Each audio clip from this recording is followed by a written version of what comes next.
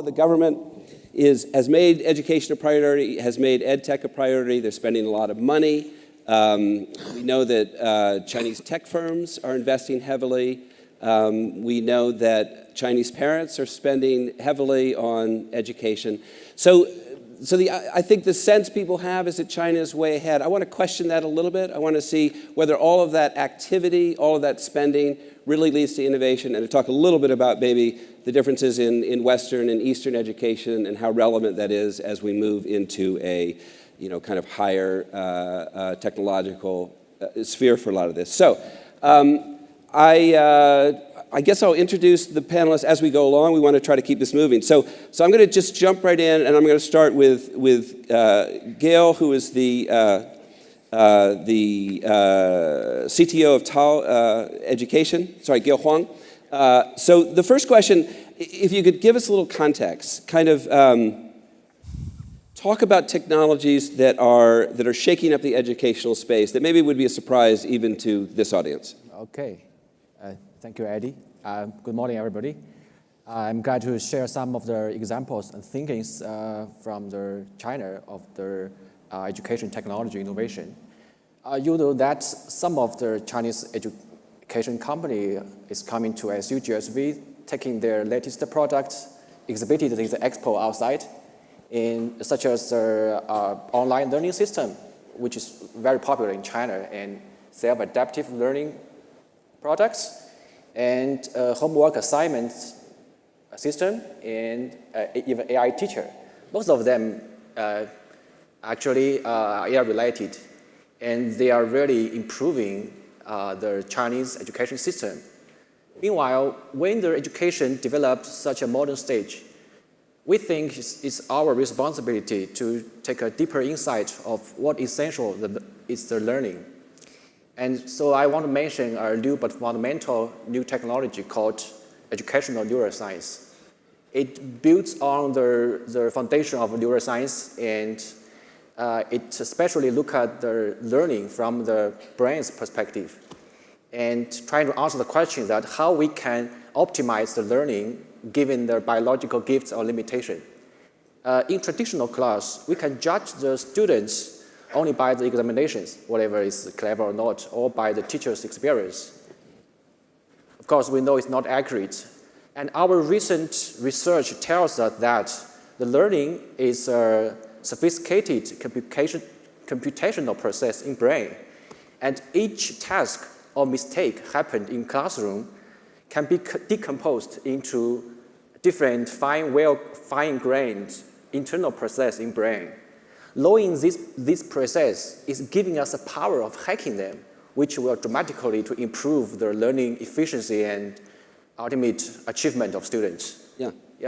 And you know, this kind of new science and technology are emerging in China every year recently. And I think the big reason is China has a really huge educational market. It has 140 million K-12 students, while the number is still growing. It's very huge. And just as you said, that most Chinese families are very willing to spend money on their kids' education. Perhaps they spend 10% to 20% of their entire family income on their kids' education. In some tier 1 cities, such as Shanghai and Beijing, this number goes up to 30%. And this means that the education fee can raise the second highest family expense just after buying a house. And in this macro environment, there brings many effects. One of them is more and more talented people are willing to choose educational company as their top job opportunities. I'm glad to see that trend. And more VCs, such as Victor, are more willing to enter this area. Okay. And I hope, in the future, China can bring more new science and technology to ASU GSV. And I think we are stepping into a period that there are a lot of new technologies created in China and made for the world. Yeah. Okay, great. Yeah, I used the Tao in your display out here. You had the sort of facial recognition. Yes, facial recognition. No matter what I did, it said I looked confused. Yeah, they can test the smile, confusion, and I couldn't get past confused. All right, so Dun Xiao is the co-founder of 17 Zoya. Talk a little bit more about artificial intelligence. I mean, this is an area that China has decided, the government has decided this is a priority, and education is a priority. What are we seeing now, the latest in AI in China education? Sure, thank you, Eddie. Good morning. Absolutely. Artificial intelligence has already made an impact in our society, and I think it's going to have a massive transformation to China. There are some jobs that are going to be impacted by the introduction of artificial intelligence, and I think it's going to create more jobs. And I think the challenge as educators is how we educate the next generation to be able to be competent to fill in these jobs. Unfortunately, we can use artificial intelligence in education to facilitate this change. And I think its foundation is data. So every day, even our platform alone, we have hundreds of millions of new learning data points. And the more we mine these data, the better we understand about learning, and the more we can help our learners learn. We can provide the kind of challenge that is not too easy or too difficult, that's just the right level, so that the learners, they're neither too frustrated nor too bored, and they enter a state of flow when they're learning. For the record, I think artificial intelligence is not going to replace human intelligence in this education process, be it intelligence from teachers or parents or students or other educators. I think instead, it's going to be acting as a toolkit for all these users. In China, we think we shouldn't provide teachers with machine guns.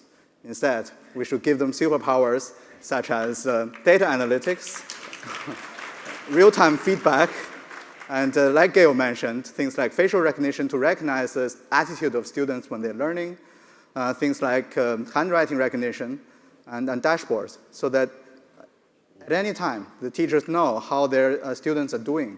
And I think more importantly, it's actually important for the students themselves to see how they are doing and where they are going in the future. So we have a very simple model.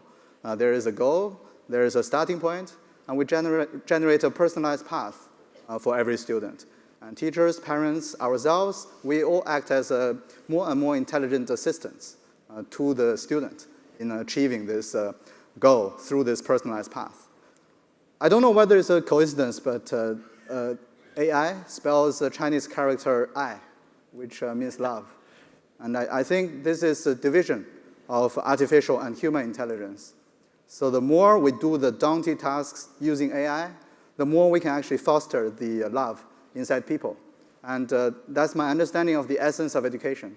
It is an interaction of souls and a manifestation of love. And thank you.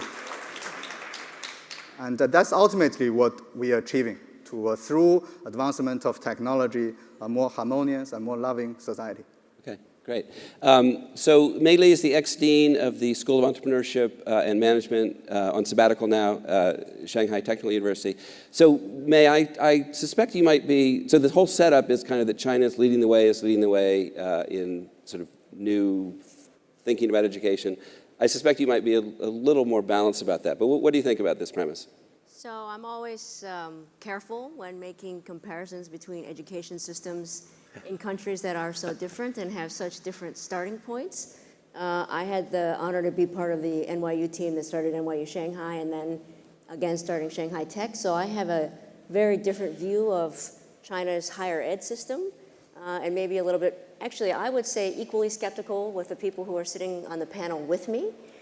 So when we talk about innovation in education and you hear these young entrepreneurs talk, you can feel the urgency and you can feel the dynamism that everybody admires so much in China. But we have to remember that their starting point is vastly different from ours. They have 700 million people still living in the countryside for whom access to basic education is not accessible. And then you have students in second-tier cities for whom this basic level of curricular design was previously inaccessible. The second piece is that artificial intelligence, this level of data that's accessible and available in China, far surpasses anything that you have elsewhere in the world. And that data is their power. The computational power exists all around the world, but this aggregation of the data by China is something that you can't get anywhere else. What Gale described in designing curriculum, understanding how people learn, is something that the Chinese government and teachers in China have been doing for hundreds of years. So the Shanghai municipal math curriculum for K through 12 is designed essentially in the same way.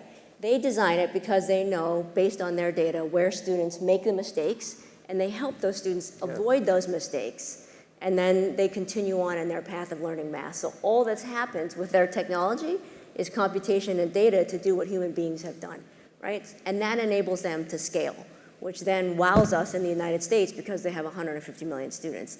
I don't know if that's leading innovation. I think it's leading innovation in China, but I don't know that they're leading the United States because I think we start from such different places. Okay, great. So Victor He is Deputy CEO of China First Capital Corporation and is involved directly in this field. So I have a question. We'd probably all agree that American ed tech is also among the best in the world. I guess the question is, why hasn't it made more of a breakthrough in China to date? Before answering directly to your question, I would like to pick up on May's point to actually indirectly answer your question. The edutech in USA is indubitably one of the best in the world. Everybody knows about it. To now, it has not made an impact or breakthrough in China, although edutech does have a place in places such like international schools, such like TAL and Ichzuoye, those private companies like New Oriental. However, we have to remember most of the kids in China, they don't go abroad. They stay in China. They stay with the system. Personalized learning, adaptive learning is a good thing, ideal for them. I think they need it. However, currently in China, what they need most is something which you must be familiar with if you want to do anything with education in China. That's called the entrance test to universities. In Chinese, we call it Gaokao, a very standardized test. The higher score you get in this test, the better university you will go to, and the better career you have. In China, one of the most successful schools is not those international schools, nor are those companies of my male compatriots. It's a school called Henshui Zhongxue, situated in Hebei province. Geographically, it's very close to Beijing, but they are much, much poorer than in Beijing. Not on the same planet. Those kids need social ladder. So that school is more militarized than West Point. Iron bars are installed there to prevent suicides. But people love it because students from that school are guaranteed to get the best scores in Gaokao, the entrance to university test. So that's the reality. Okay, that's the broad picture. Another, technically, the edutech, you need big data. And I don't think, personally, the infrastructure for big data in China is advanced enough to accommodate some edutech in China. Some things cannot be sorted so easily just with something called API, the application program interface. You need the support of big data, sophisticated, mature platform. I don't think it's ready yet. That's big data thing. But on the other hand, the USA edutech companies need to reflect upon themselves. Is your small data good enough, measurable? Chinese nation or Chinese people are very practical. They need to deliver the results. You tell me how many students can get better scores in Gaokao then we'll buy your edutech. Last year, I remember I was with Levin again, this morning session. I said, early birds can catch worms, but early worms can be caught by birds, which I think still applicable today. It's not ready yet, not to be martyrs, you know. Another guest, I remember Cindy, the CEO and founder of VIP Kit. I'm told that VIP Kit is going to be listed in New York stocks, possibly this year. Well, she's not here. I can say something now. I don't think VIP Kit is a data-driven, technology-driven. Right. Make that clear. It's a marketing-driven. That's right. I'm sure she's not here because most likely I think she's in some other city in USA recruiting more native speakers. That's the core competence at the moment. I'm sorry. No, that was good. I think if I took the Gaokao, you would see my face would say confused. That's all I got. So Rick, Levin, former CEO of Coursera, former president of Yale University, still doing work with Yale, and you've done a lot with China in the education space over the years. Can you talk more about maybe some of the challenges that face U.S. educational companies, ed tech companies in getting into the Chinese market? Yeah, the challenges are actually pretty formidable. I mean, challenge number one is the firewall. So if you're a U.S. internet company and you're not inside the firewall, your site performance is very poor. And while we found in the early years at Coursera, lots of willing collaborators in China. Example, NetEase, a large internet site in China. It was initially a distribution portal for our Coursera courses. But then, of course, the Chinese government got wind of the MOOC phenomenon and started up about 4 platforms. NetEase started its own.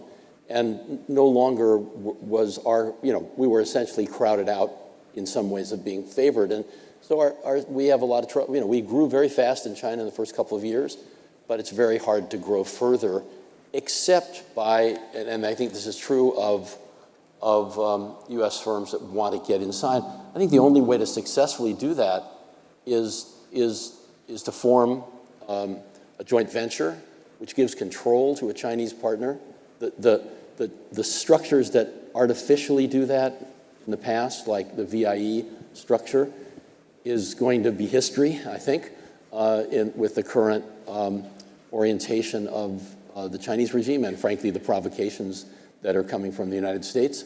So I think that the idea of operating in China with control over your product is not likely to be very easy. I mean, name a major U.S. internet company that is really successful in China. And I think the answer is there aren't any. And there won't be an ed tech, I think, either, unless you go to a kind of full localization approach, reorient the whole way you do things to the Chinese consumer. As May was saying, I think, truthfully, there are big differences in what Chinese learners expect from an educational offering, and big differences in the way in the kind of internet experience they want. Whether they want more mobile, they want essentially a different aesthetic of how web pages are designed, and all of this means deep localization, probably ceding control to a Chinese partner for the Chinese product, about the only way to succeed and penetrate. Yeah. So let's do the flip side of that. Victor, why are we not seeing Chinese companies investing more in Europe and the U.S. in this space? Actually, there's lots of Chinese companies have lots of money. That's why they bought some football clubs in Europe, like AC Milan, like some English football clubs in the Premier League. Then the central government, I think, it's tightened its grip. And it's much more difficult nowadays, particularly since the second half of last year, to directly invest for a Chinese company by foreign assets. That's the broad picture. Because I'm just a professional who does investment, I would like to talk a bit more about technical level, I think it's a lack of trust, lack of understanding, a kind of fear, because although we can do FDD, legal DD, tax DD, still it's far away. It's not like a real estate. You can just rent. It's not like a football. You just let those agents do it. Education is an industry where you deal with people, you deal with souls, with heart. You know what I mean? It's a lack of confidence on both sides. I would say assets in Europe, especially in English-speaking countries like UK, or here in USA or Canada or Australia, are very welcome and got huge commercial value in China market. But I would say those assets perhaps are too hot to handle for some investors. I think fundamentally, we need more communication to know each other about the operation, about the business model, about who we are. I think, yeah, future is bright. At the moment, we need to do a lot more to understand each other, just like the relationship between the two countries. Mm-hmm. Yeah, okay. That's what I... Great. So let's go back to the Chinese market for a second. And Dun, I'd like to ask, so Meili was talking some about sort of the haves and have-nots and rural versus urban. So I guess from you're a technological optimist. You know, from your point of view, how broadly shared is the application of technological innovation in this area? You know, is it simply promoting the elite, or is it more broadly shared at this point? Thank you. That's an excellent question. I think technology itself is neutral. It is the values we hold that determine how we apply these technological innovation and who benefit from them. So in his address to the Communist Party in the 19th National Congress of the CPC, President Xi mentioned education 37 times. That was even more than Marxism, which was only 13 times. And specifically, he said, we strive to let each and every child have fair access to good quality education. Each and every, fair and good, that's a problem of both massification and personalization. That is the value we hold, and that is our vision. And in our company, we hope to achieve this vision through a combination of education and technology. Recently, the Bureau of Education published a white paper on online education, and 144 million people have benefited from education technology. In our company alone, we have over 60 million users, and in over 400 cities. And a lot of these users actually from the really poor rural villages and towns across China. Recently, one of my colleagues told me a story about a user in a village who was mentally impaired, but achieved great learning outcome. And at the beginning, I just couldn't believe him because, you know, as educators, we train to be critical and skeptical. So I managed to find the number of the mother of this child, and I called her. And she was crying as she was reading to me one of the picture books that her daughter read on our platform. And there was one sentence: my mom was a magic gardener. She can make anything grow. So she was saying to me, you know, thank you. Your platform is like a magic gardener. But I think it's not our platform at all. It is these mothers and these teachers and these students. And they have this desire to learn. And we are supplying them with a way to learn. And I believe that even in its brutal form, the Gaokao acted as a way for the social ladder to move. So those students in Hengshui High School, they went through this experience. But it was a way for them to achieve a better life. Yep. I always thought that if I had to find one word in the whole, vocabulary that had the biggest impact either on me or on our country, I think the word would be education. Yep. When I was very young, I got a full scholarship to complete higher education in the UK and the US.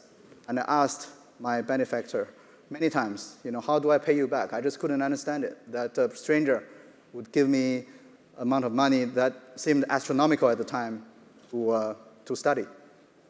And eventually, he took me to a film, and the title of the film was Pay It Forward. Thank you. And I think that had a big impact on me. Yeah. So now that we have many students on our platform, and we actually reward them when they do well, one day we came up with this idea for the students to donate whatever we rewarded to them to other students who are less fortunate. And now we have managed to build some libraries in rural schools in China. I believe those would be the first libraries totally built by elementary school students. So tens of millions of students donated what they were rewarded on our platform, and in partnership with those students in rural schools, they built libraries. And they were talking about the books together through our platform. Yep. So I think there is people see some evil in technology sometimes, and these evil tend to be magnified. But I'm an optimist, as you said, and I think as long as we hold the right cause and we have the right heart, we can promote both good and fair education through technology. All right, great. May, you wanted to jump in? So I do want to make an observation, actually, about the existence of these kinds of companies. The Chinese government has been extremely clever and opportunistic in allowing these private companies to fill in where they're absolutely unable to provide the resources, right? So the Gaokao, until recently, did play a relatively fair and leveling opportunity. But about 15 or 20 years ago, when their policy of allowing teachers to choose where they wanted to go teach went into effect, the gap between rural schools and urban schools widened to a degree that it actually rivals what we have in the United States. And now there are actually no resources in many of those places even to pay quality teachers. So I would say that's one advantage that the Chinese market has over the US, which is the government has very systematically allowed these companies to intercede. But I also want to say something about Victor's point in terms of increasing understanding. I think we should be very clear that in some ways education is viewed around the world as the way to a better life, but it's also very much a reflection of each society's core values. I think that in order to understand, you have to know that when we teach in this country, we talk about things in terms of social and emotional learning, but we also convey some very core values that we care about in the United States around democracy, around self-agency, around independence. That's very difficult to translate to a different system. So in China, there's very little discussion about social and emotional well-being. There's virtually no discussion about social and emotional learning. And they don't want us to convey ideas about agency or independence or freedom of press. Those are not things that are consistent with how China runs itself. And if you look at the people on this stage, at least one of them was educated in the West. That is what we teach our students. That is what we teach when we want to educate responsible citizens. That's a fundamentally different proposition than how they think about it in China. And I think you can't forget that. Yep, that's great. Gale, do you want to talk more about that? I mean, the integration of Eastern and Western educational approaches, the conflicts and the opportunities that you see in that merging. Yeah. I want to add a little bit more about May was saying that in China currently, the government do not solve the education problem alone. They connect their educational company together. And the government is good at know what the country is and what the kind of the students and the people they need. And the company have the advantage in efficiency, and they can invest heavily in their technology and their good quality content.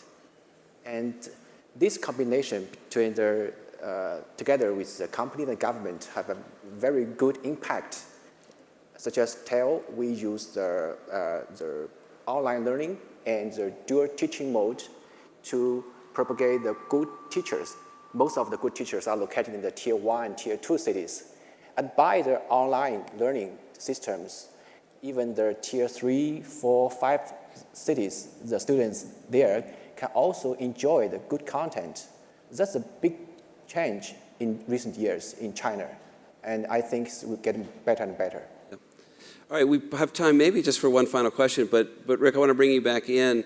We haven't talked about the big contextual overhang, which is trade tension and other tension between the U.S. and China. So this is a hypothetical, but to what extent is this flow of investment and ideas at risk, given the tension now between Beijing and Washington? I think it's a very serious risk at the moment, but it could be, it's possible at least, that the fact that the issues are on the table as starkly as they are right now could lead maybe to a solution. So I am not a fan at all of President Trump's denunciation of multilateral agreements and of his and his imposition of tariffs as an instrument of threatening to get negotiations. I just think it's very counterproductive. On the other hand, it has brought forward what is really the main issue in U.S.-China relations, and it isn't about trade. It's about cross-investment, and about openness of Chinese markets that, from U.S. perspective. And what Trump has done is he's utterly shut down Chinese direct investment in the United States through the CFIUS process. The Committee on Foreign Investment in the United States, which is controlled by Trump's cabinet, has not approved a major Chinese investment in anything in the last year and a half. So we or whatever it is, 15, 16 months. And he's changed the criterion. It used to be CFIUS was about investments with national security implications, and he's brought essentially everything under the rubric of national security. So we are. I don't like to play the game this way. I wouldn't do it if it were up to me. But we have struck back and said, you're going to shut out our companies. We're going to shut out yours. And maybe that will lead to some fruitful negotiation that will allow some flexibility on access. The barriers to investment I talked about before in China are in the technology area, especially, not so much in consumer goods, but in technology area. There is a requirement of joint ventures, of sharing intellectual property, of taking intellectual property once it's shared and using it for different purposes. So these are issues that U.S. companies do care about and ought to be remedied, but we're taking a pretty blunt counter approach, and let's hope that actually sane heads prevail here and there's some progress on both sides. Yeah. All right, fantastic. So we have to bring this to a close. We're out of time, but this is a topic that ASU GSV, the topic of China's development of East-West educational cooperation, is the topic that ASU GSV has really sort of highlighted every year, and I'm sure we'll continue to do so. So I'm really thankful to an excellent panel. Thank you for all your thoughts today. Thank you all.